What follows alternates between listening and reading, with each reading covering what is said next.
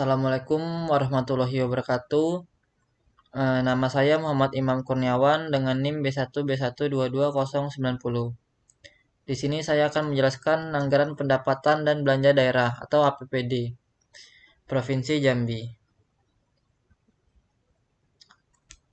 APBD atau anggaran pendapatan dan belanja daerah adalah rencana keuangan tahunan pemerintah yang dibahas dan disetujui bersama oleh pemerintah daerah dan DPRD dan ditetapkan dengan peraturan daerah. APBD merupakan cerminan dari prioritas dan kebijakan pemerintah dalam mengalokasikan sumber daya untuk memenuhi kebutuhan masyarakat dan mendorong pertumbuhan ekonomi regional. Menurut Peraturan Menteri Dalam Negeri Nomor 13 Tahun 2006, struktur APBD merupakan satu kesatuan yang terdiri dari yang pertama ada pendapatan daerah, yang kedua ada belanja daerah, dan yang ketiga ada pembiayaan daerah. Pendapatan daerah adalah hak daerah yang diakui sebagai penambah nilai kekayaan bersih dalam periode tahun bersangkutan dan tidak perlu dibayar lagi kembali oleh daerah. Pendapatan daerah meliputi semua penerimaan uang melalui rekening kas umum yang menambah ekuitas dana atau pendapatan daerah, yaitu meliputi pendapatan asli daerah atau PAD. PAD adalah bagian dari pendapatan daerah yang bersumber dari potensi daerah itu sendiri, yang dipungut berdasarkan peraturan daerah tersebut, sesuai dengan peraturan perundang-undangan yang berlaku. Kewenangan daerah dalam memungut PAD dimaksud agar daerah dapat menjadi pelaksanaan otonomi daerah yang bersumber dari potensi daerahnya sendiri.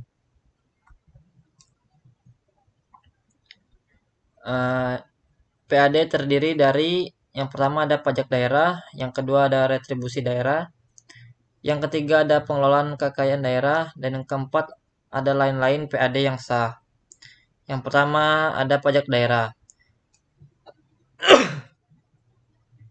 Pajak daerah adalah kontribusi wajib kepada daerah yang terutang oleh orang pribadi atau badan yang bersifat memaksa berdasarkan undang-undang, dengan tidak mendapatkan imbalan secara langsung dan digunakan untuk keperluan daerah bagi sebesar-besarnya kemakmuran rakyat. Yang kedua ada retribusi daerah. Retribusi daerah adalah pungutan daerah sebagai pembayaran atau jasa untuk pemberian izin tertentu yang khusus disediakan atau diberikan oleh pemerintah daerah untuk kepentingan orang pribadi atau badan. Dan yang ketiga ada hasil pengelolaan kekayaan daerah yang dipisahkan. Yang pertama ada bagian laba atas penyertaan modal perusahaan milik daerah atau BUMD. Yang kedua ada bagian laba atas penyertaan modal pada perusahaan milik pemerintah atau BUMN. Dan yang terakhir ada bagian laba atas penyertaan modal pada perusahaan milik swasta. Dan yang keempat ada lain-lain pendapatan asli daerah yang sah. Yang pertama ada hasil penjualan kekayaan daerah yang tidak dipisahkan. Hasil penjualan kekayaan daerah yang tidak dipisahkan adalah salah satu jenis pendapatan asli daerah atau PAD.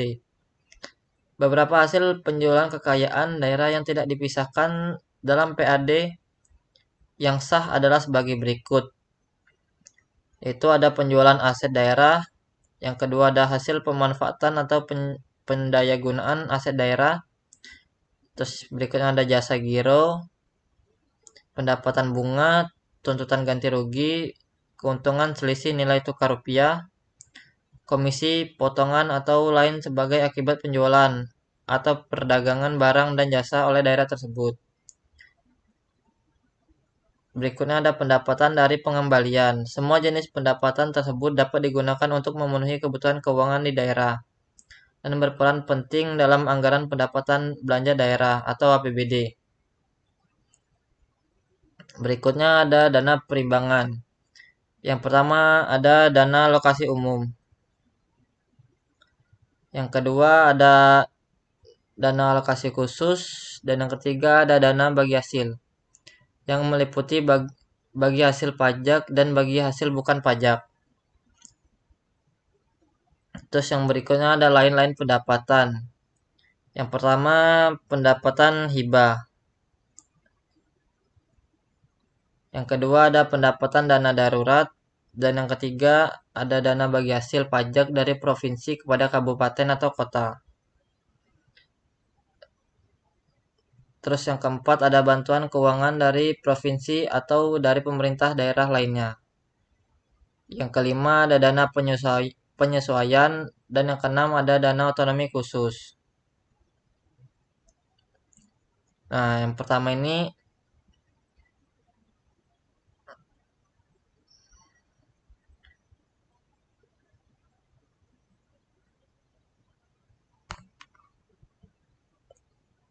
berikutnya ada belanja daerah. Belanja daerah meliputi semua pengeluaran uang dari rekening kas umum daerah yang mengurangi ekuitas dana, yang merupakan kewajiban daerah dalam satu tahun anggaran yang tidak akan diperoleh pembayarannya kembali oleh daerah. Permendagri nomor 13 tahun 2006 pasal 31 ayat 1 memberikan secara rinci klasifikasi belanja daerah, yakni klasifikasi belanja menurut urusan wajib, klasifikasi belanja menurut urusan pilihan, dan yang terakhir ada klasifikasi belanja menurut urusan pemerintahan, organisasi, fungsi, program, dan kegiatan, serta jenis belanja. Yang pertama ada klasifikasi belanja menurut urusan wajib. Menurut Permendagri nomor 13 tahun 2006 pasal 32 ayat 2, klasifikasi belanja menurut urusan wajib mencakup yang pertama ada pendidikan. Pendidikan melibatkan kesejahteraan dan pendidikan vokasional. Yang kedua ada kesehatan, melibatkan layanan kesehatan, pengelolaan dan pemanfaatan sumber daya manusia, dan layanan kesehatan masyarakat. Yang ketiga ada pekerjaan umum, melibatkan pengembangan dan pengelolaan sumber daya manusia, pengembangan dan pengelolaan infrastruktur dan layanan publik umum. Yang keempat ada perumahan rakyat, melibatkan pengembangan dan pengelolaan sumber daya ruang, sumber daya lingkungan, dan sumber daya masyarakat. Berikutnya ada penataan ruang, melibatkan pengelolaan wilayah dan ruang lingkup. Yang keenam ada perencanaan pembangunan, melibatkan pencapaian dan pembangunan sumber daya manusia seperti infrastruktur dan lingkungan untuk mencapai tujuan pembangunan. Berikutnya ada lingkungan hidup, melibatkan pengelolaan sumber daya lingkungan untuk menjaga keseimbangan ekosistem dan kualitas hidup. Terus juga yang kesembilan ada kependudukan dan keterangan sipil. Ini melibatkan pengelolaan sumber daya manusia untuk melakukan tugas-tugas.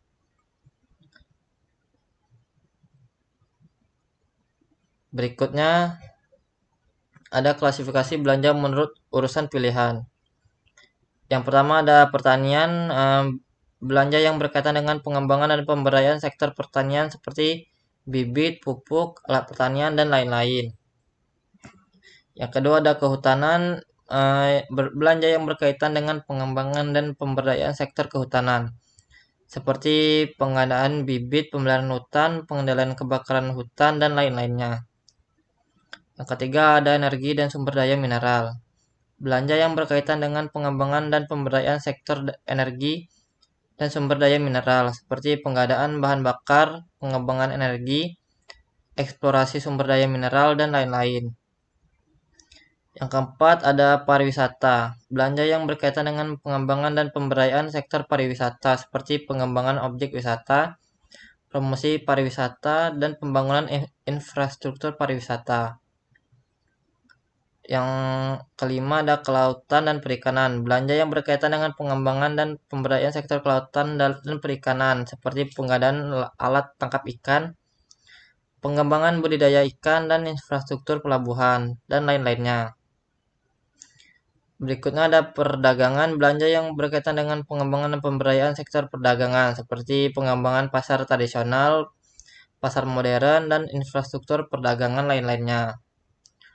Berikutnya ada transmigrasi, belanja yang berkaitan dengan pengembangan dan pemberdayaan sektor transmigrasi seperti pengembangan infrastruktur transmigrasi, pengembangan program transmigrasi, pengembangan sumber daya manusia, dan lain-lainnya. Dan yang terakhir ada klasifikasi belanja menurut urusan pemerintah, organisasi, fungsi, dan program kegiatan, serta jenis belanja. Yang pertama ada belanja tidak langsung yang meliputi belanja pegawai, belanja bunga, belanja subsidi, belanja hibah, belanja bantuan sosial, dan belanja bagi hasil. Belanja yang tidak langsung meliputi belanja pegawai, barang dan jasa, belanja modal. Berikutnya ada pembiayaan daerah. Pembiayaan daerah adalah transaksi keuangan pemerintah daerah yang dimaksudkan untuk menutup defisit atau untuk memanfaatkan surplus APBD. Pembiayaan daerah menuntut Permendagri nomor 13 tahun 2006 pasal 59. Terdiri dari yang pertama ada penerimaan pembiayaan. Pembiayaan adalah setiap pemerintah yang perlu dibayar kembali dan atau pengeluaran dana yang akan diterima kembali, baik pada tahun anggaran yang bersangkutan maupun pada tahun-tahun anggaran berikutnya. Pemberdayaan daerah adalah transaksi keuangan pemerintah daerah yang dimaksud untuk menutup defisit atau memanfaatkan surplus APBD. Pembiayaan daerah menurut Permendagri nomor 13 tahun 2006 pasal 59 terdiri dari penerimaan pembiayaan pengeluaran daerah. Yang pertama ada penerimaan pembiayaan, yaitu meliputi sisa lebih perhitungan anggaran atau silpa. Yang kedua ada pencairan dana cadangan. Yang ketiga ada penerimaan pinjaman daerah. Yang keempat ada hasil penjualan kekayaan daerah yang dipisahkan. Yang kelima ada penerimaan kembali pemberian pinjaman. Dan yang terakhir ada penerimaan piutang daerah. Yang kedua ada pengeluaran pembiayaan. Pengeluaran pembiayaan daerah meliputi pembentukan dan cadangan, penyertaan modal atau investasi pemerintah daerah, pembayaran utang pokok yang jatuh tempo, dan yang terakhir ada pemberian pinjaman daerah. Berikutnya ada siklus penyusunan anggaran pendapatan dan belanja daerah atau APBD Provinsi Jambi. Proses perencanaan dan penyusunan APBD mengacu pada PP nomor 58 tahun 2005 tentang pengelolaan keuangan daerah, yakni sebagai berikut. Yang pertama ada penyusunan rencana kerja pemerintah daerah. Yang kedua ada penyusunan rancangan kebijakan umum anggaran. Yang ketiga ada penetapan prioritas dan plafon anggaran sementara. Yang keempat ada penyusunan rencana kerja dan anggaran SKPD. Yang kelima ada penyusunan rancangan Perda APBD dan yang terakhir ada penetapan APBD.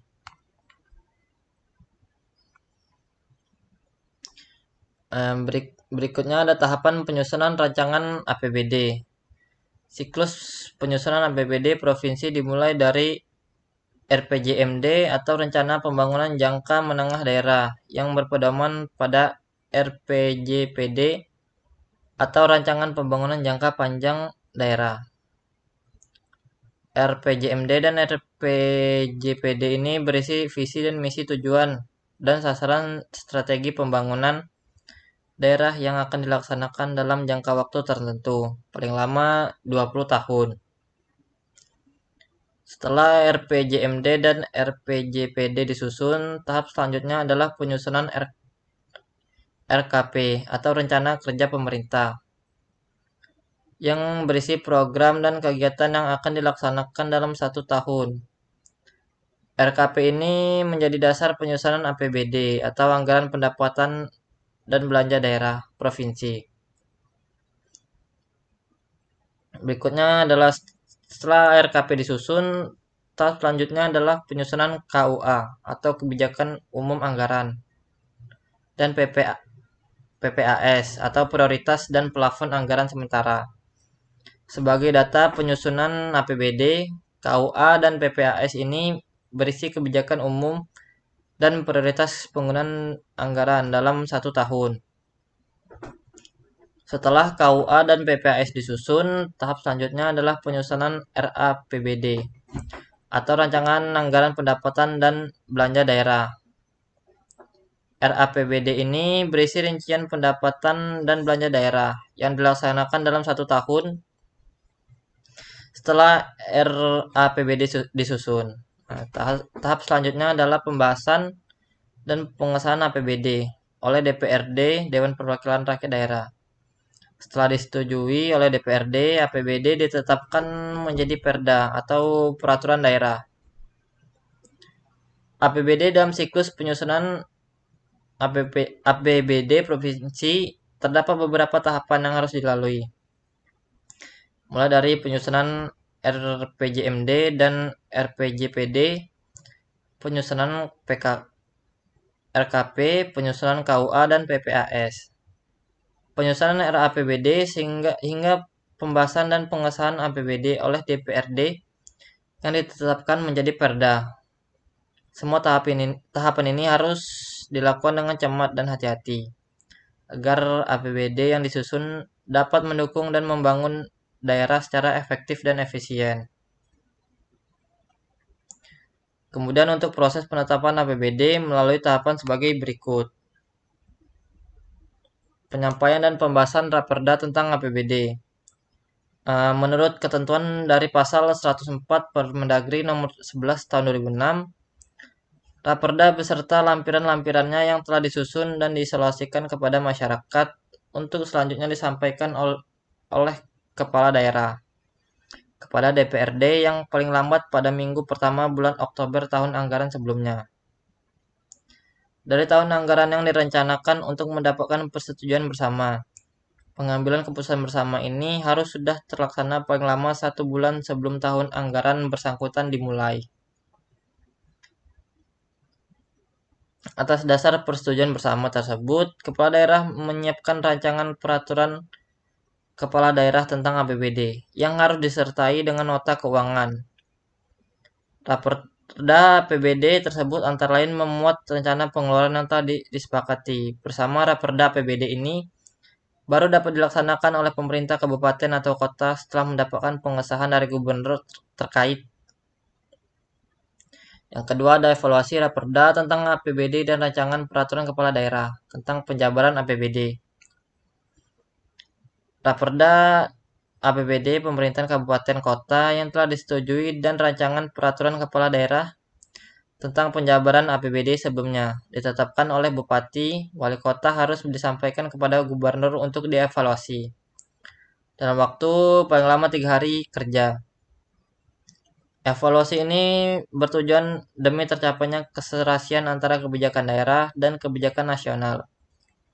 Keserasian antara kebijakan kepentingan publik dan kepentingan aparatur. Serta untuk meneliti sejauh mana APBD kabupaten kota tidak bertentangan dengan kepentingan umum. Yang ketiga ada penetapan Perda tentang APBD dan peraturan pemerintah tentang penjabaran APBD. Penetapan Perda tentang APBD dan peraturan kepala daerah tentang penjabaran APBD. Tahapan terakhir adalah menetapkan Raperda APBD dan rancangan peraturan kepala daerah tentang penjabaran APBD yang telah dievaluasi tersebut menjadi peraturan daerah tentang APBD dan peraturan kepala daerah yang paling lambat tanggal 31 Desember tahun anggaran sebelumnya. Selain itu, Perda dan peraturan kepala daerah tentang penjabaran APBD ini disampaikan oleh Bupati Wali Kota kepada gubernur terkait paling lama 7 hari kerja setelah ditetapkan.